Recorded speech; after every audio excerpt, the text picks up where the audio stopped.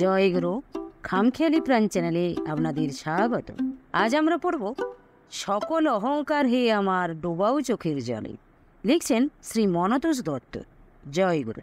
প্রায় ২০ বছর আগে কলকাতায় এক অফিসিয়াল সেমিনারে জনৈক ফ্যাকাল্টি মেম্বার তার বক্তব্যের মধ্যে ঋষি অরবিন্দের একটি বাণী তুলে ধরলেন, ego is helper, ego is বার।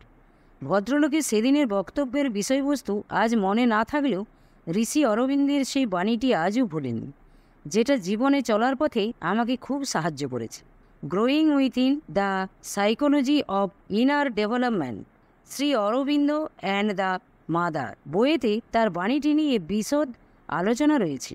বিশেষ করে ঋষি অরবিন্দের সার্ধশতবর্ষ উপলক্ষে তার অনুগামী গবেষকেরা এই বাণীটি নিয়ে সারা বিশ্ব জুড়ে গবেষণা ও প্রচার চালাচ্ছে। জনৈক ডাক্তার রমেশ বিজলানি, অরবিন্দ সোসাইটি দিল্লি শাখার এক গবেষক, তার বক্তব্যের মধ্যে তিনি বলেছেন, I want to eliminate my ego. Ego is bar in spiritual পথ। বড় বড় মহাপুরুষদের জীবনের উপলব্ধি আমাদের মতো সাধারণ মানুষের কাছে তার বাণী হিসাবে পরিচিত।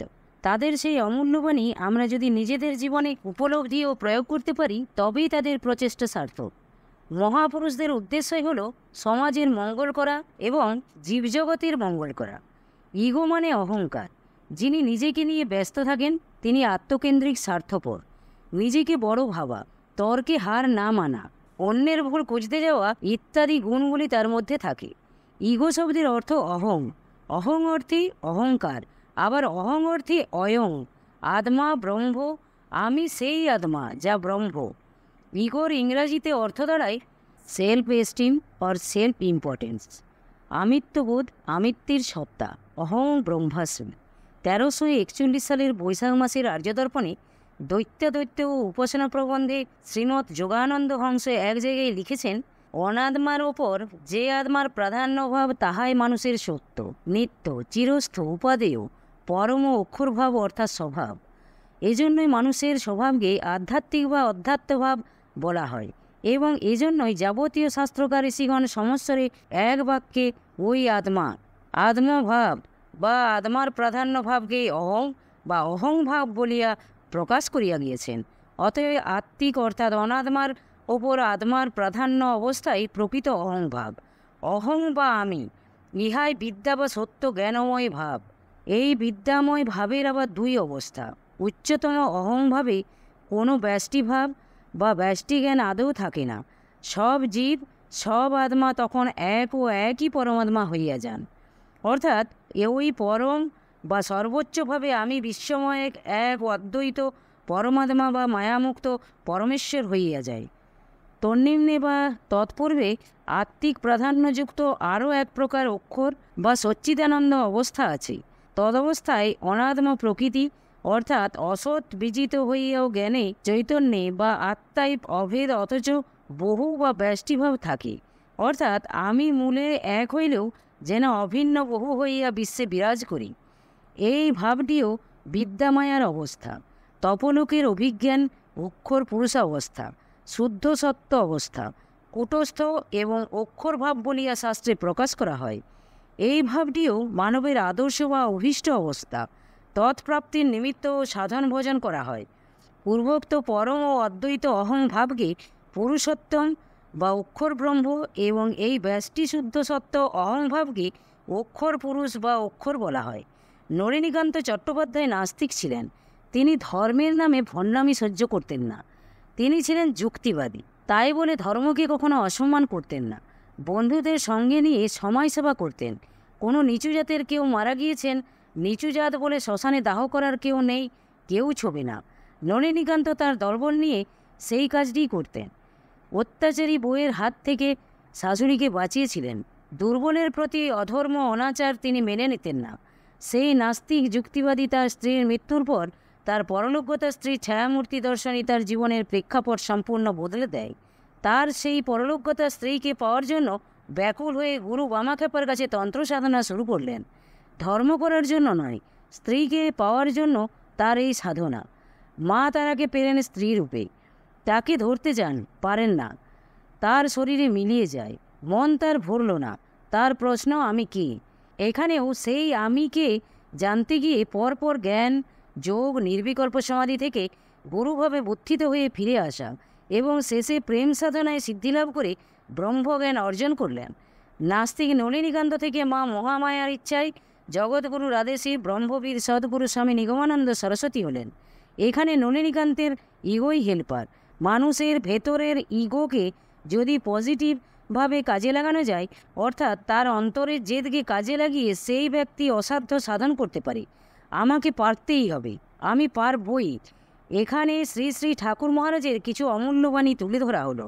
মানুষ বড় অহংকারী, তাহার আপন ছাঁচে জগৎটাকে তুলনা করে। তাই না বুঝিয়া সাধারণ লোকে তো দূরের কথা, সাধু মহাপুরুষদিগের কার্যের দোষ ধরিয়া থাকে। তাহারা একবার চিন্তা করিয়া দেখে না যে তাহাদের বিদ্যাবুদ্ধির দৌড় কত দূর। যে নিজেকে জানে না অন্যের চরিত্র কি, কার্যের দোষ ধরিতে যাওয়া তাহার পক্ষে ধৃষ্টতা নয় কি? আমি সর্বগুণে গুণান্বিত, আর সবাই দোষের আকর। ভ্রমেও মনে এরূপ অভিমান পোষণ করিও না। মানুষের যত প্রকারের পতন হইতে পারে, আপনাকে বড় মনে করা সর্বাপেক্ষা প্রধান। সাধকের অভিমানই সর্বাপেক্ষা ভয়প্রদ। অভিমানকে সুরাপান, প্রতিষ্ঠাকে বিষ্ঠাতুল্য মনে করিয়া গাছের মতো সহিষ্ণু হইয়া সাধন করিতে হয়। অভিমান অহংকার ভুলিয়া ভগবানের দীন ভৃত্যের ন্যায় তাহারই বিষয় রক্ষণাবেক্ষণ করিবে। বিবাদ বিস্বাদ হইতে কিংবা যাহাতে চিত্তের সাম্যভাব নষ্ট হয়, এরূপ কার্য হইতে যত দূরে থাকিতে পারো ততই মঙ্গল। ঔদ্ধত্য, উত্তেজনা, আত্মাভিমান, নিন্দা, কুৎসা প্রভৃতি কালাপাহাড়ি সিদ্ধাই অপেক্ষা সাধারণ লোকেও অনেক ভালো। সাধকের ধৈর্য, তিতিক্ষা, পরমত সহিষ্ণুতা, সমদর্শিতা অঙ্গের ভূষণ হইবে। কখনো কোনো বিষয়ে বড়াই করিও না। আলুসিদ্ধির মতো নরম হইয়া যাওয়াই সিদ্ধপুরুষের লক্ষণ। মহৎ না হইলে কেহ নত হইতে পারে না, বড় না হইলে কেহ স্বেচ্ছায় ছোট কাজ করতে পারে না। যে যত অজ্ঞান, অভিমান তার তত বড়। বৎস, নিজেকে যতই বুদ্ধিমান ও পণ্ডিত মনে করো, কিন্তু চাবিকাঠি শ্রীগুরুর হাতে, একথা ভুলিও না। তাহার কৃপায় অসম্ভব ও সম্ভব হওয়া কিছুমাত্র আশ্চর্য নহে। শ্রী শ্রী ঠাকুর মহারাজ 1338 সালের দক্ষিণ বাংলা সারস্বত আশ্রম হারিশহর সম্মেলনীতে তার শিষ্যভক্তদের উদ্দেশ্যে ভাষণ দিতে গিয়ে বলেছিলেন, আমি চাই তোমরা মানুষ হও, তোমরা দেবতা হও, ঈশ্বর হও, ব্রহ্ম হও। আমি তোমাদের কাছে মনুষ্যত্ব, দেবত্ব, ঈশ্বরত্ব এবং ব্রহ্মত্বের ভিখারি।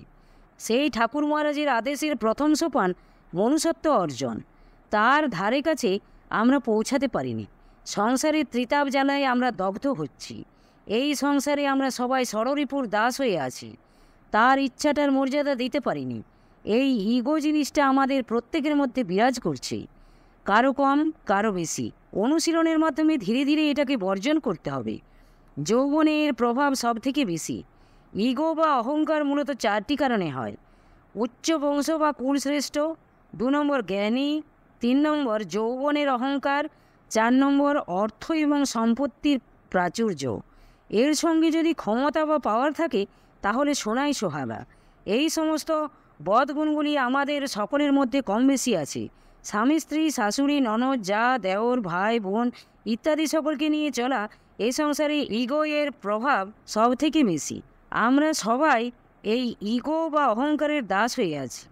আমরা যতই সঙ্ঘে বা সম্মেলনীতে যাই না কেন, বিভিন্ন সেবামূলক কাজ করি না কেন, মনের এই ইগো বা অহংকারকে যতক্ষণ পর্যন্ত ত্যাগ না করছি, ততক্ষণ পর্যন্ত আমরা শ্রী শ্রী ঠাকুরের আদেশকে মান্যতা দিতে পারছি কই? ফলস্বরূপ নিজ গৃহে আদর্শ গৃহস্থ জীবন গঠন ও সংঘশক্তির প্রতিষ্ঠা করতে পারছি না। আমাদের ষড়রিপু এখানে বাধা হয়ে দাঁড়াচ্ছে। আমরা চিত্তশুদ্ধি অর্জনের চেষ্টা থেকে ক্রমশ দূরে সরে যাচ্ছি। এগুলি শ্রী শ্রী ঠাকুরের আদর্শের পরিপন্থী।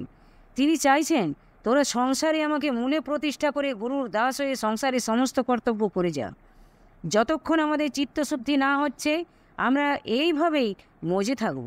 যার মধ্যে যত বেশি হিংসা, ক্রোধ এবং অহংকার আছে, তিনি তত বেশি পরনিন্দা পরচর্চায় আগ্রহী। আমাদের ভাবতে হবে আমরা কাউকে যেন আঘাত করে কথা না বলি। মুখই আমাদের মিত্র, মুখই আমাদের শত্রু সৃষ্টি করে।